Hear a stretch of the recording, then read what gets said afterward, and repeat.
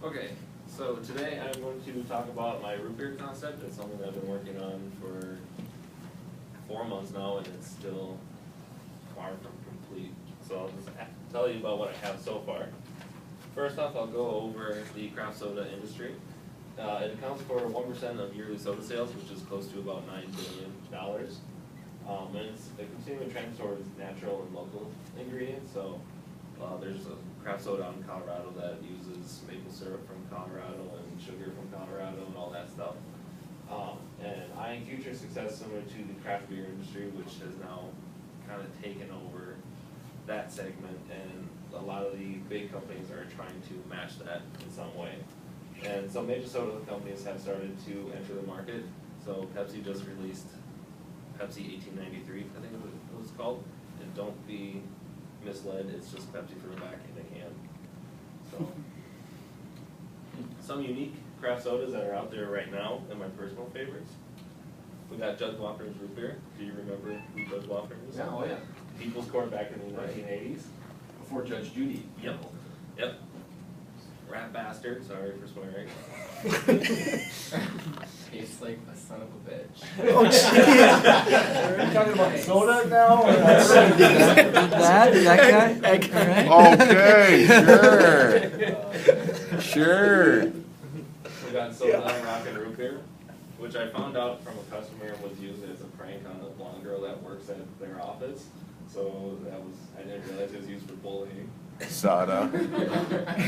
Soda. Avery's Kitty Piddle, which is just lemon soda.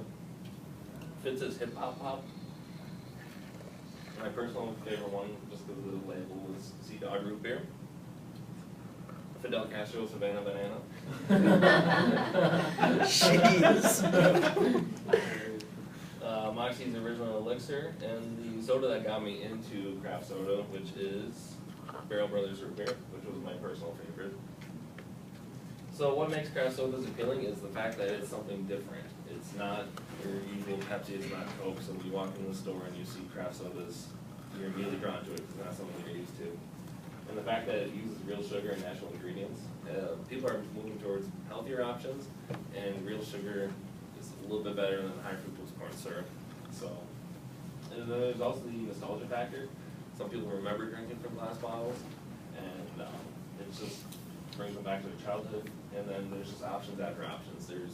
I have over 100 right now in our store. So there's just many different options that you can choose from. So key points for success is that you need to have a unique flavor profile. It just can't be like a A&W or Barks root beer or Mug root beer. You also have to have an eye-catching label. It's something that pops from the shelf, because like I said, there's so many different kinds that if you just have a plain label, no one's going to pick up your soda. So that's one of my big things moving forward, is that I didn't want a label that pops out on the shelf. So you're using bright colors and something like a picture or something that brings it out. And competitive pricing. A 20-ounce bottle at our store of Coke or Pepsi costs $1.79, and our craft sodas cost $1.99. So you gotta remain in that general price range, and especially for a grocery store. Like there's some craft soda shops up north where they charge close to $3, and they can do that because that's their market. That's what they do. But for us, you have to remain in the similar ballpark to Coke and Pepsi. And another one is that you have to use real sugar. There's some that have high fructose corn syrup and they do well, but when people see that, they generally are kind of turned off by it. So the problem is that there's not really a craft soda that represents the Minneapolis-St. Paul area. There's a few up north. There's Dorothy's root beer up in Ely. There's also not a unique flavor to Minnesota and the north. So the solution that I came up with is my root beer. So the flavor profile that I kind of wanted to go for is something with vanilla root beer with a little bit of maple syrup that kind of hits home on Minnesota and the north. And the label that I have right now I have 4 different labels for 4 different names. And the names, I'll go here. The 4 names that I have so far, and people are going to vote on them. I did not come up with this. Park Root Beer, which is representative of our store, which is in St. Anthony Park. So that kind of represents the neighborhood. Brother Ted's Miracle Root Beer, I don't know where she came up with it, but it's kind of a catchy name, I think. Yeah. I like that one the best. They think, oh, that's something different. I want Yeah. Brother Ted's. Dress you up like a monk. Bubbles Root Beer was another one, and Epilogue Root Beer. And the Epilogue Root Beer, the tagline for the soda was the best root beer, end of story. So that's where Epilogue comes from. That's good. And that was I was like, I might have to redo that thought. I might have to get rid of Brothers Ted's. But yeah, the label is really eye-catching. It has like typewriter keys that spell out Epilogue. So Have you ever thought of mini soda? that's actually already taken. No. Shamrock Ice Group, which is an ice company around here, they have their own line of soda, and it's mini soda. So going back, the process for developing your own craft soda is you have to come up with a label first, so that way they know that you're committed to doing it, so that you went to that trouble. So once you get the label, then you gotta get the flavor down, and that consists of, you tell them what you want, what flavors you want in your root beer, and they give you 12 different options that they made, so 12 different variations of those ingredients, and you taste test each one, and you start getting rid of ones that you don't like, until you get down to 1, 2, or 3, and then you start building up each of those 3 sodas until you get to the one that you want. So it's an extremely intensive process. The company that I go through, they're doing their own right now, and they've been working on it for a year and a half. So it takes a long time, because you want to get it right, because that's one of the other issues, is that if you have a flavor that no one likes, people aren't gonna buy it, and then you're stuck with a lot of soda. You gotta try to get rid of. There's that soda root beer that I showed on there. There was one, their cases that they had in the warehouse were made 4 years ago, and they're stuck with them because they aren't selling. So the unfair advantage that I have is that I already have a store to sell at, and I already have prime shelving that I control. And I also have a distributor to push it to other people. Like there's a soda guy in Chicago that owns just a root beer store, and he just buys whatever root beer, and he goes through my distributor. So that's another advantage I have. There's also one in Spring Lake Park that just opened up called Blue Sun Soda Shop, and they're huge, and they just have craft soda, so there'd be other people that would buy my product, and they're willing to take risks too. So the marketing, the store demographic is always looking for something new and unique. We offer something new in the store just about every single week. There's something new, and people will seek them out. We're also in the college area. We're right by the U of M, the agriculture department. So we get a lot of college kids coming in, and they love their soda. So they're always willing to buy. Also, our Facebook page, for a small store, we have 1,000 likes on our Facebook page. That's constantly growing. So we can advertise on there as well. And also, through the store demographic, they like to gossip. They love to talk. So they will, once they try it, I think they would definitely talk about it to their friends and family. And also through sampling. Over the summer, we do cookouts once, or for June, July, and August, we will cook out on the 3rd Thursday of the month. And there's another area where we could just sample our product. So there's another huge area to get the word out. So who I work with, Core Beverage in Edina, they have, that's where I get all my stuff from. And the whole process started when the guy I work with just jokingly said, oh, we should get a Tim and Tom's root beer. And I emailed him later that night, and I was like, were you joking or were you being serious? Because he's like, I would love to do that. And that's what started this all. And then Core Beverage works with labelers in Seattle and Chicago. And they're also working with their own, trying to get their own label so we don't have to outsource it to different companies, which will keep costs down. And then they bottle in Chicago. That's where all the custom sodas go through. So the order for my craft soda is a small pallet, which is, or a small order is 1 to 3 pallets, 72 cases per pallet. The minimum order is that you have to have 2,500 bottle caps, which is a pallet and a half. And then the other question is, who owns the label? Do I own it, or does Core Beverage and the labelers own it? And I would strive to have me own the label. So the total costs are close to about $4,000, and then we'll sell for $1.99 to keep in line with everything else on the shelf. And the break-even point is in a few cases through the second pallet. So I would shoot for probably I would try to get the 3 pallets because I'm confident enough in it. And that is, it's extremely profitable once you get past that break-even. So the future of my craft soda that I want to work on is, if it's successful, I want to continue ordering and do multiple runs of it and have it become a mainstay in our craft soda selection. And then also continue distributing outside of Minnesota to get it in different places all around the United States that buys through Core, which Core Beverage goes to the East Coast and the West Coast, so they're all over. And then the future, also, there's a possibility that I could get into breweries and restaurants around the area, because a lot of the craft breweries around here have root beer as well that they sell. And also some of the coffee shops are getting into the craft soda, so that's another possibility moving forward. Any questions? Come on, Sharks. So this is obviously a huge, upcoming market, but also there are so many competitors.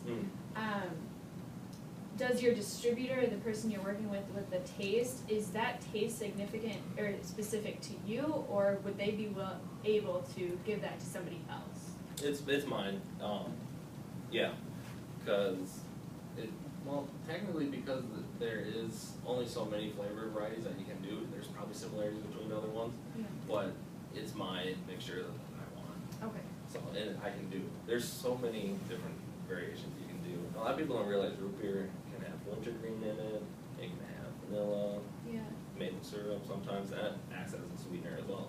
But someone could go and say, I want a vanilla maple root beer, and they would give them 12 copies of something that might be a little different than your profile, but depending on where they selected on the spectrum, you could have something pretty similar. That's where you were going with That that? is a risky run, I guess. Okay. Yeah. But well, I guess also to the flip side of that, I can give them a root beer that already exists and say, I want something similar to that. You can? You can. Interesting. You can say, I want A&W. I can give them A&W and say, can I get something close to that? Which I don't wanna do. Right. I love A&W, but it, yeah. How much does it cost for shipping and whatnot from Chicago to here? And then how long does that take for you to get? Like, do you know how long it is for the process from like ordering to shelf? That one's The pretty, first time, or like when you do reorders, or both? Either or.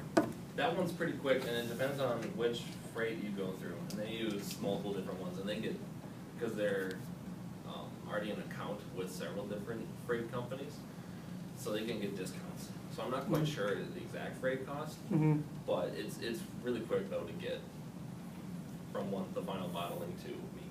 Okay. Excellent.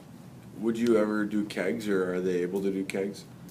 They might be able to, and that would absolutely be great, because Parties.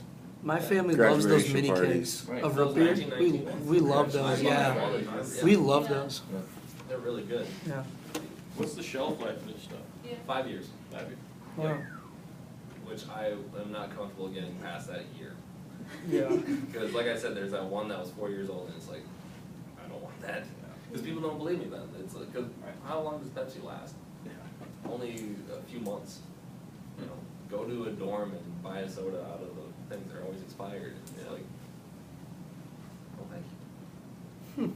So let's say I get into a brick and mortar store with my boutique and I want to have fun options for people as they shop, and I want to create a custom beverage while they do that.